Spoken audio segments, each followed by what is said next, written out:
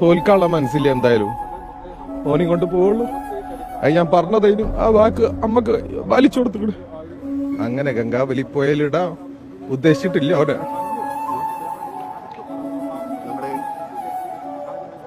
ഞാൻ അപ്പളേ പറഞ്ഞു ലോറിക്ക് അധികം പരിക്കുണ്ടാവൂല, ക്യാബിന് അധികം പരിക്കുണ്ട്, ചിന്നിച്ചിതറൂല. എനിക്ക് ഉറപ്പുണ്ടായിരുന്നു ഓന ആ ക്യാബിന്റെ ഉള്ളിൽ ഉണ്ടാവും. ഞാൻ പറഞ്ഞതാ, ശരിയായില്ലേ?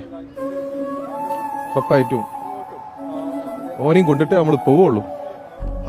ആ ഒരു ഉറപ്പാണ് കുടുംബത്തിന് നൽകിയിരുന്നത്. അതെ, അർജുന്റെ അമ്മയ്ക്ക് നൽകിയ ഉറപ്പ് പാലിച്ചു. ഞാൻ അവിടെ എത്തിക്കൂ. കഴിഞ്ഞ 2 മാസം വലിയ ത്യാഗം സഹിക്കേണ്ടി വന്നു. തീർച്ചയായിട്ടും. ഈ തെരച്ചിൽ വീണ്ടും പുനരാരംഭിക്കുന്നതിന് വേണ്ടി മുട്ടാത്ത വാതിലുകളില്ല. ഇല്ല. ഒരു സാധാരണക്കാരനോണ്ട് എത്ര കഴിയും അതിന്റെ പരമാവധി നമ്മൾ ചെയ്തു.